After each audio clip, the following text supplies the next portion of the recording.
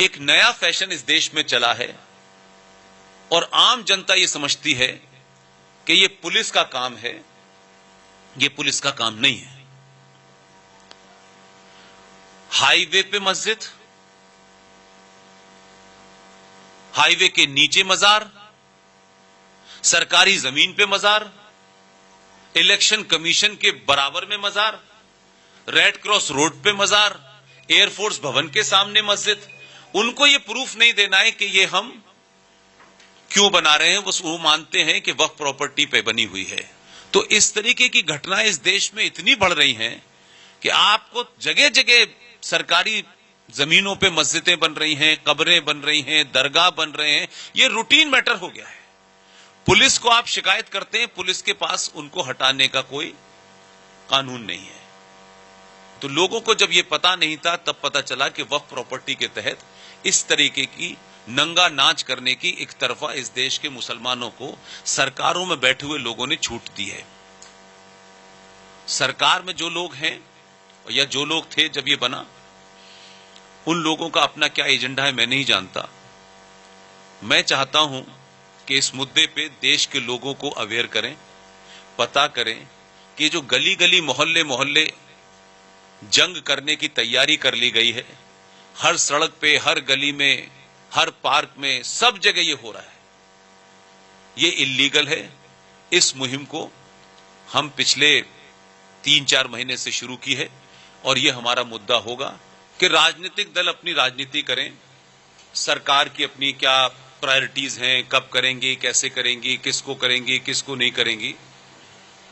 लेकिन आज संचार क्रांति के इस दौर में अगर आप अपनी बातों को तथ्यों के साथ, तर्कों के साथ, फैक्ट एंड फिगर के साथ रखें और उनसे होने वाले राष्ट्र को नुकसान के बारे में अगर जागृत कर दें, तो इस संचार क्रांति के माध्यम से आपको वेरीफाई भी लोग करते हैं, क्रॉस चेक भी करते हैं, और अगर आपकी बात सच है और लोगों की समझ में आती है तो एक जन सैलाब जो है उस बात को उठाता है और उससे राजनीतिक दल दबाव में आते हैं।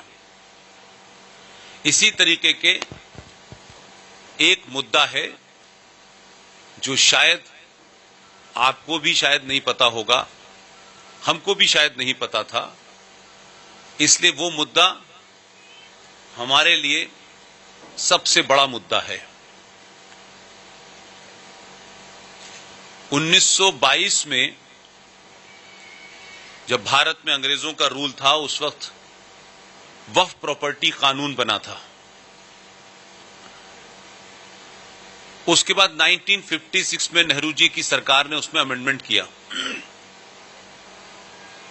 फिर 1995 में पीवी नरसिम्हा राव ने उसमें फर्दर अमेंडमेंट किया। और जितनी भी मेरी बातचीत है, देश भर में मैं जहां भी जाता हूं, आम आदमी को ऐसे मुद्दों का पता नहीं है। और ये मुद्दे आम आदमी से भी जुड़े हुए हैं और खरबपति और अरबपति से भी जुड़े हुए हैं। 1995 में वक्फ प्रॉपर्टी एक्ट जो अमेंडमेंट होके लागू हुआ, वो 2013 में कानून बन गया, संसद ने उसे पास कर दिया। अब उसमें क्या ऐसी बात है जो मुझे लगता है या आपको लगता होगा कि इस मुद्दे को उठाने की क्या जरूरत है या क्यों उठाया जा रहा है या इसमें कहां राष्ट्र आ रहा है, तो मैं आपको उसका थोड़ा सा ब्रीफ देना चाहता हूं।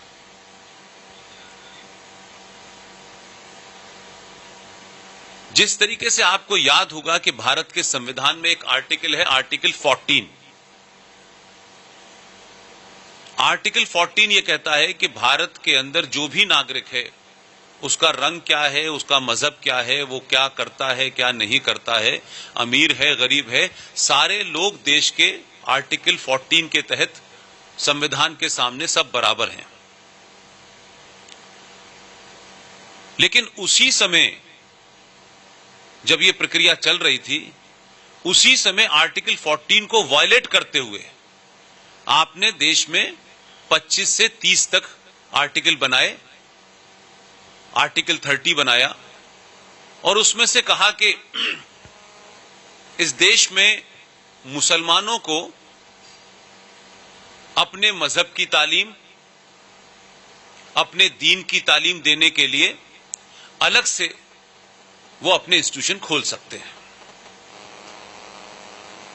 इसी तरीके से देश को बिना बताए 1993 में मंदिर आंदोलन के बाद जो स्थिति उपजी, उसमें सरकारों ने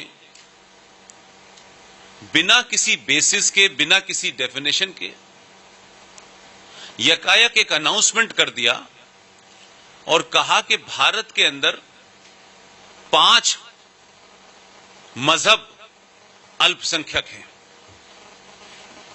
उसमें बौद्ध है, ईसाई है, सिख है, मुसलमान है और एक और कौन है, और पारसी, सॉरी।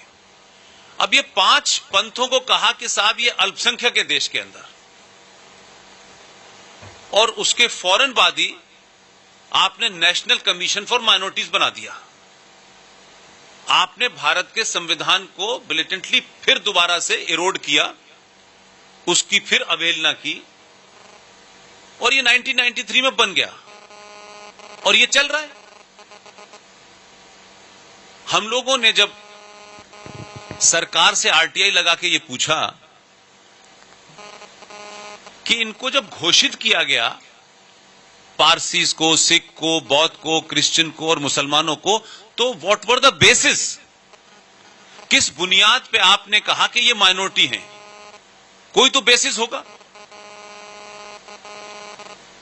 तो हमने यूएनओ के अंदर जो माइनॉरिटी की डेफिनेशन है, जो उनके चार्टर में माइनॉरिटी की डेफिनेशन लिखी हुई है, उसमें लिखा हुआ है कि टोटल पॉपुलेशन का 1.5, चाहे वो लिंग्विस्टिक हो, चाहे वो रिलीजियस हो, वो माइनॉरिटी माना जाएगा।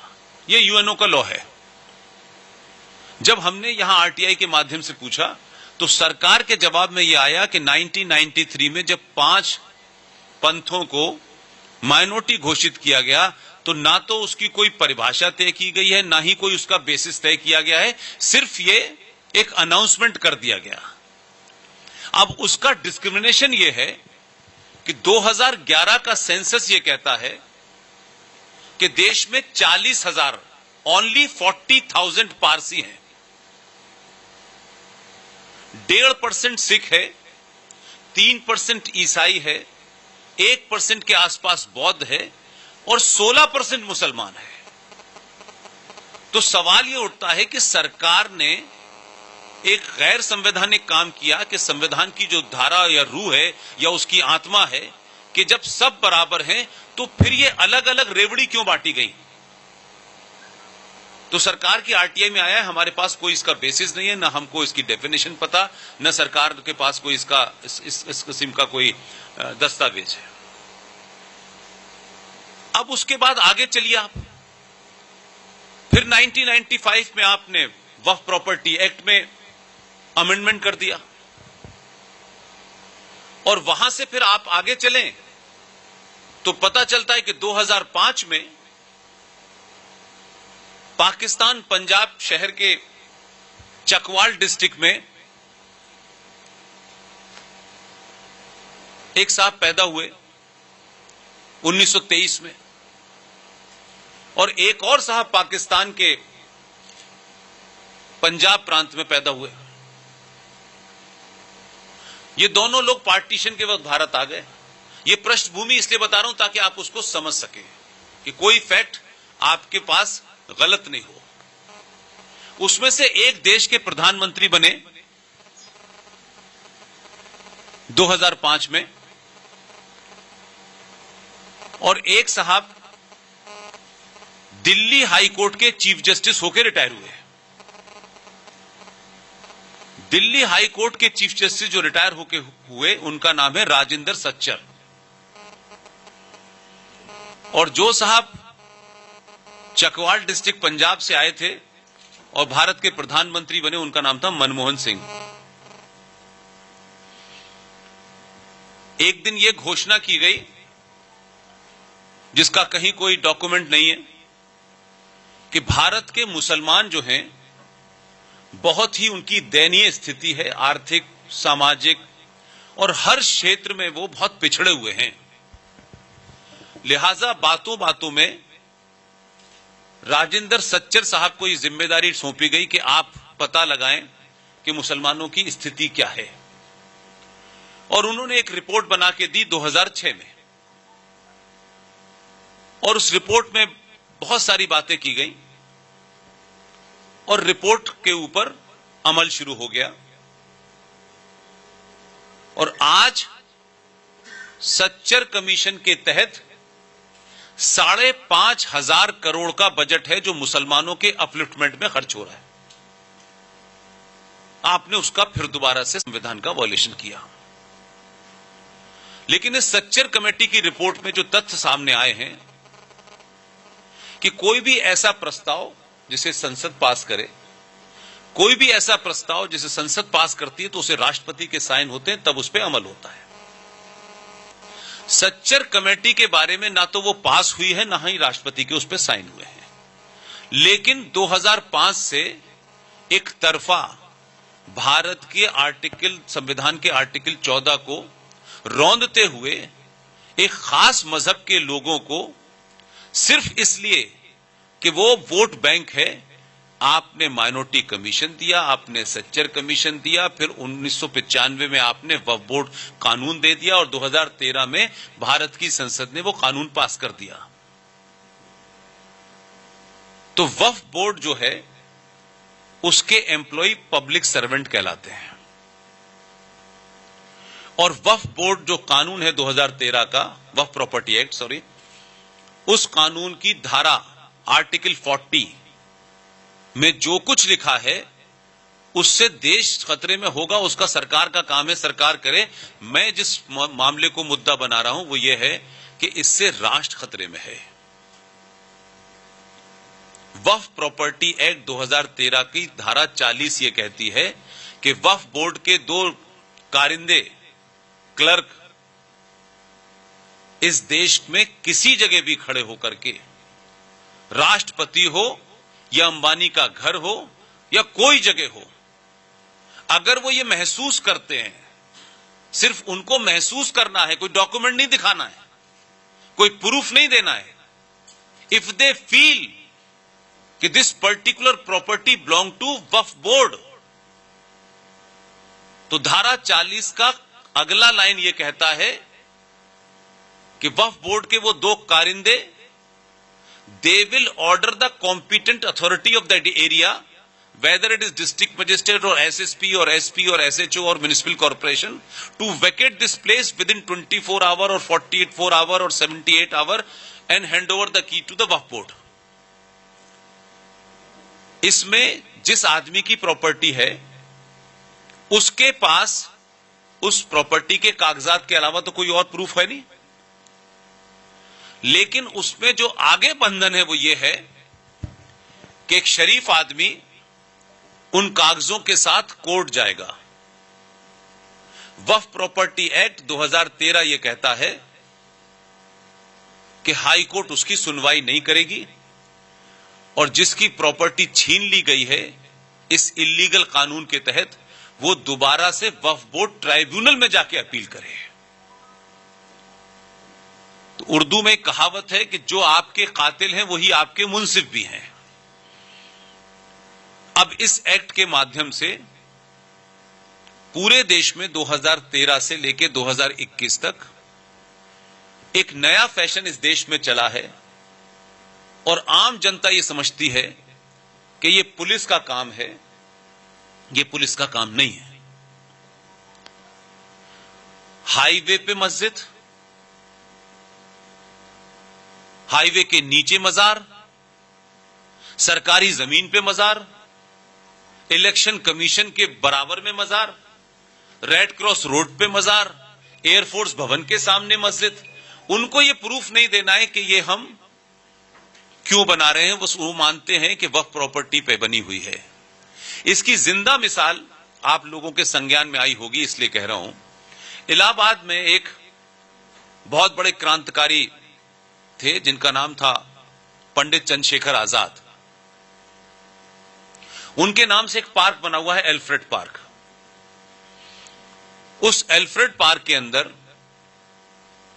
आज तक न कोई मजार थी, न कोई कब्र थी, न कोई मस्जिद थी। वहां यकायक मस्जिद भी बन गई, मजार भी बन गई और सारे खेल शुरू हो गए। हमारी टीम के एक सदस्य विष्णु शंकर जैन, जिनके पिताजी हरिशंकर जैन साहब, जो राम जन्मभूमि मामले में एक हिस्सा थे, उन्होंने इस पे अपील की कि यहां तो इस तरीके का कोई स्ट्रक्चर नहीं था, ये यकायक यहां स्ट्रक्चर कैसे आ गया।